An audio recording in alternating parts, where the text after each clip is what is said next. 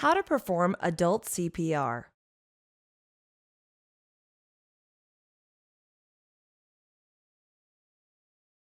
Knowing CPR can save the life of someone you care about or a stranger on the street. This combination of chest compressions and rescue breathing can restore circulation of oxygen-rich blood to the brain and prevent brain damage or death. When you get to a scene and you find that you have an emergency situation, you want to follow the 3 steps that we teach you in the Red Cross. Check, call, care. Step 1. Check. When you check the scene, you want to make sure that it's safe for you. Okay? You want to make sure you do not become another victim. So check for safety. Then check for the number of victims. How many victims do you have? Clues as to what could have happened, and look around for other bystanders who can help you. You go to the victim and find out if they are unconscious. Best way to find out if the victim is conscious or not is if you talk to them, if they don't respond, if you tap and shout, and see if they respond to you. Step 2. Call. If they are unconscious or any other life-threatening condition, you are going to automatically go to the next step, which is calling 911. Preferably, if you have somebody else, one of your bystanders, you can send them to call 911. Step 3. Care. The third step that we're going to follow is the care step. Care for the conditions you find. This is where we're going to refer to the ABCs of care: the airway, breathing, and circulation. Step 4. A for airway. I'm going to open the airway. A, open the airway, tilt the head back, lifting the chin. I lean down, look, listen, and feel for breathing for not more than 10 seconds. 1, 1,000, 2, 1,000, 3, 1,000, 4, 1,000, 5, 1,000, 6, 1,000, 8, 1,000, 9, 1,000, 10, 1,000. Step 5. B for breathing. There is no breathing. I go to my B step, which is the 2 rescue breaths.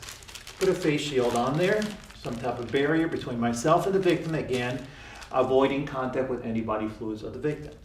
Pinch the nose shut, tilt the head back, lift the chin, and give 2 breaths.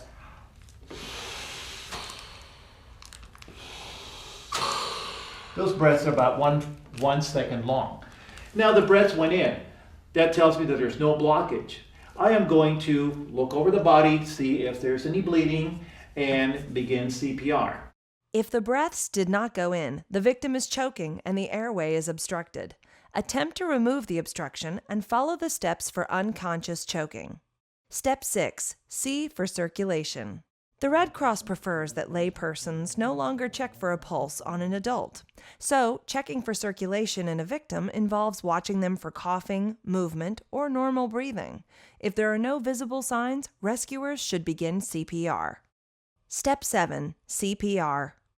When we begin CPR compressions on the adult, we're going to do 30 compressions and 2 breaths. And we're going to do them 5 times in 2 minutes. To perform chest compressions on an adult, place the heel of one hand on the center of the person's chest, between the nipples. Keeping your elbows straight, place your other hand on top of the first hand. With your shoulders above your hands, push straight down and compress the chest about 1.5 to 2 inches. Step 8. Stopping CPR. Once we begin CPR, we never stop. We do not stop to recheck. We just continue without stopping until we notice signs of life in the victim. That means the victim is moving, coughing, breathing, moaning, anything that would indicate that the person is alive. Do not confuse vomiting with a sign of life. That is not a sign of life. Step 9. Recovery.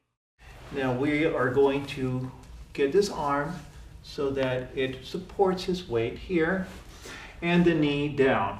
This keeps the victim from continuing to roll, and the face being away from the floor. If they happen to vomit or have saliva in the throat, all of that will drain out of the mouth. Wait for rescue personnel to arrive.